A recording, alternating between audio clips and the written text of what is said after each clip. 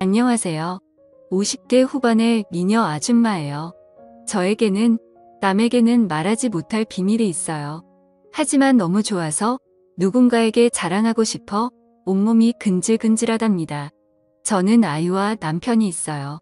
자식들은 취직하고 대학교 때문에 2명 다 자취를 하고 저는 남편과 단둘이 생활을 하고 있어요.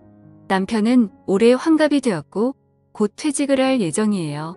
남편은 기사인가 하는 자격증이 있어 퇴직 후에도 일을 할 수 있어서 노후 걱정은 없는 편이에요. 저도 부업 삼아 몇 시간씩 일을 하고 남편이 버는 돈으로 생활비를 하고 제가 번 돈으로는 제 용돈을 하고 있답니다. 제가 버는 돈이 많진 않지만 그래도 사고 싶은 거 먹고 싶은 거 살 정도는 됩니다.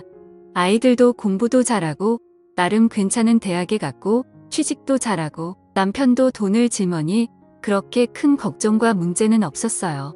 하지만 제 나이대 여성분이라면 공감하는 분들이 좀 있을 거예요.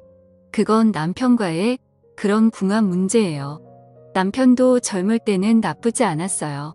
남편은 키도 크고 덩치도 커서 젊을 때는 저를 가만히 놔두지 않았습니다.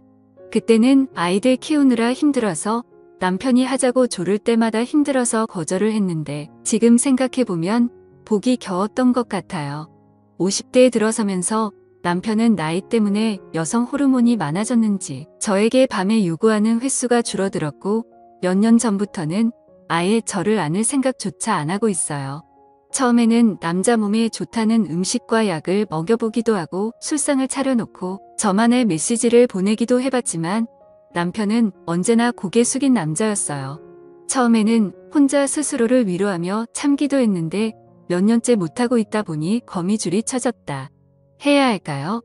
솔직히 그 전에도 다른 남자에게 몇 번 안기기도 했는데 그 남자들도 대부분 남편 또래여서 그렇게 만족을 못했어요. 그냥 혼자서 위로를 하는 게 더 낫더라고요. 욕구가 안 풀리니 계속 남편뿐만 아니라 일상생활에서도 화가 나거나 우울한 경우가 많았어요. 이렇게 계속 생활하다가는 정신병이 걸릴 것 같더라고요. 그러던 중 어느 날 저에게 기회가 왔어요.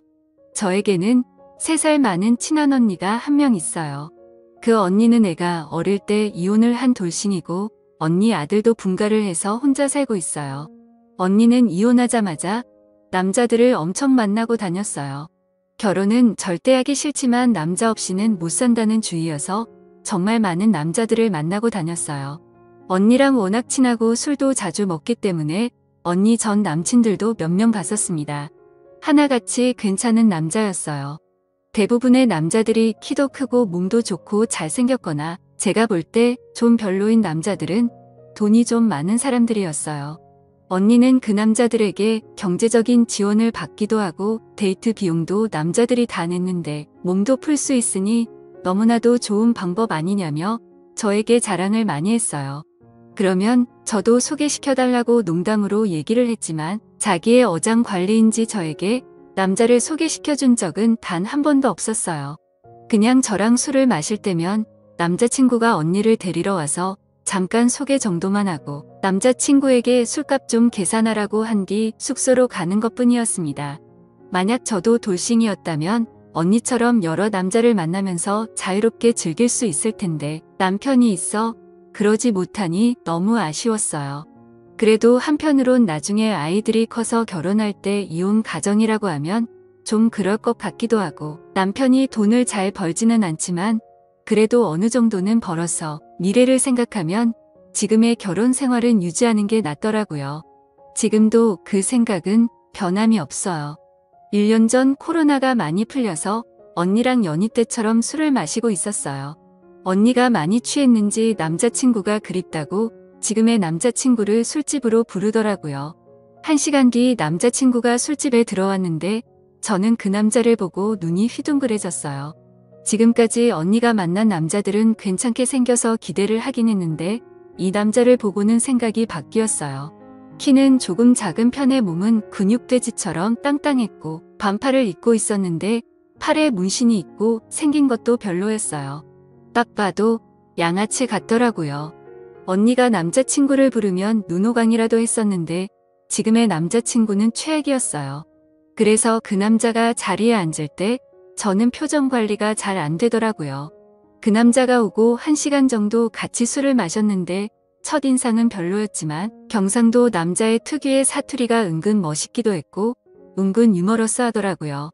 또 외모와 다르게 순박하기도 했어요. 그래도 외모가 별로여서 돈이 많나라는 생각도 했습니다. 그 남자가 입고 있는 옷이 그렇게 비싸 보이지는 않았지만 겉으로 보이는 것 외에 무언가가 있지 않을까 생각했어요.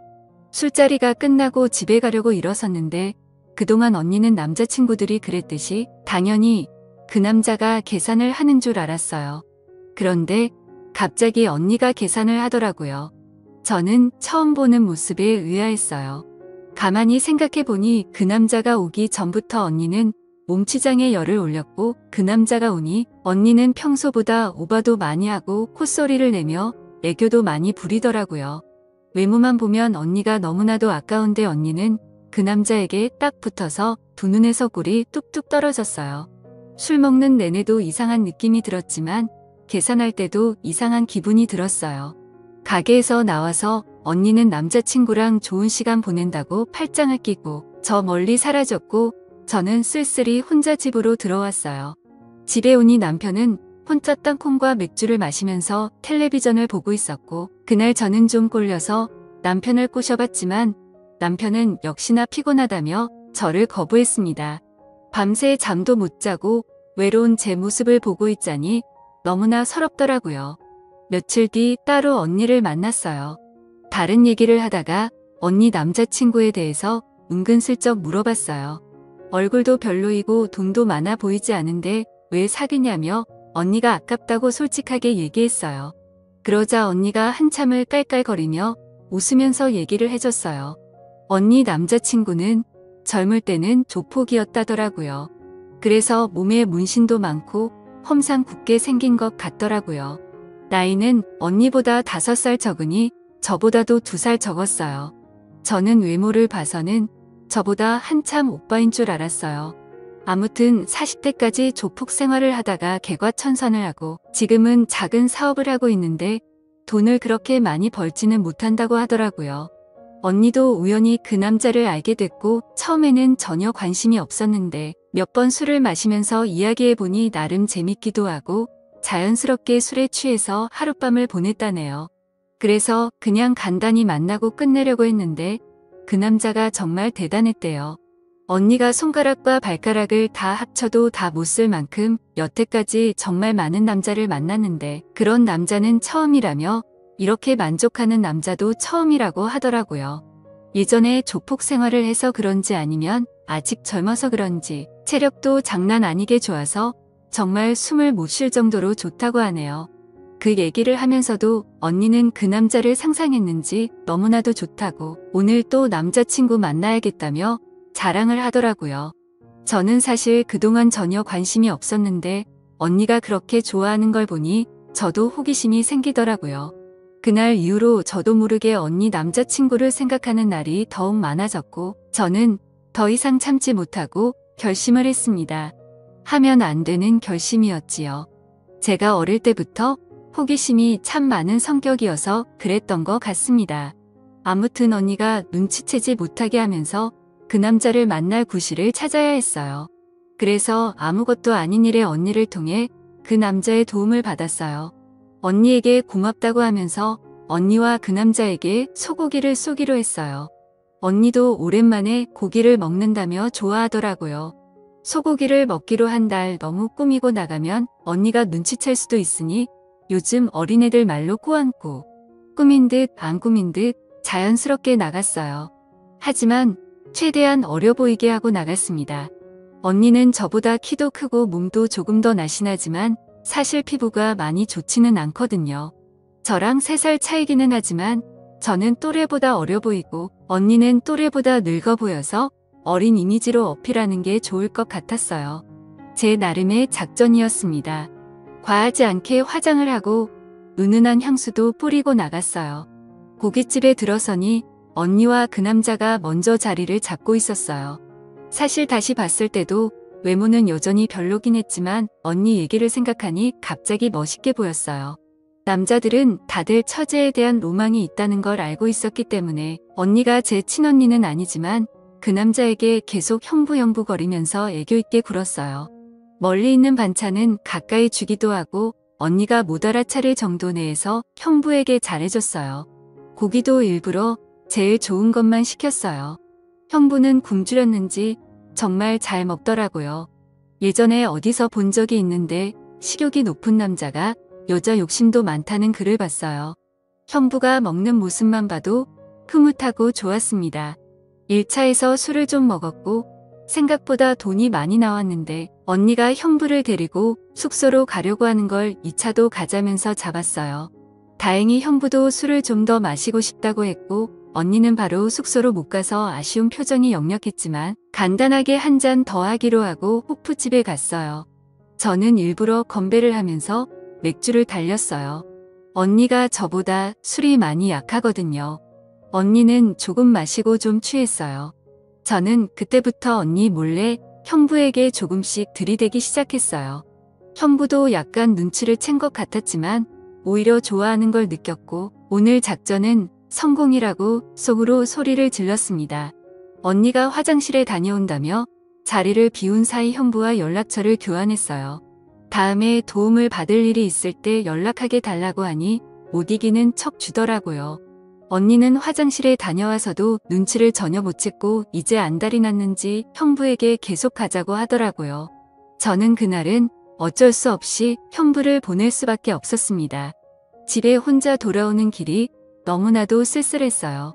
언니는 형부와 즐거운 시간을 보내고 있을 텐데 저는 외롭게 혼자 집에 가야 한다니 조금 서글프더라고요.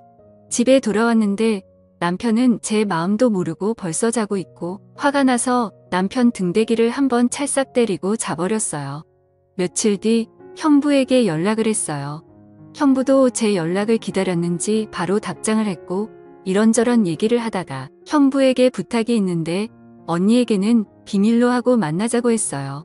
간이 크긴 컸죠. 형부도 제 마음을 안 것인지 알겠다고 했고 우리는 며칠 뒤에 따로 만났습니다.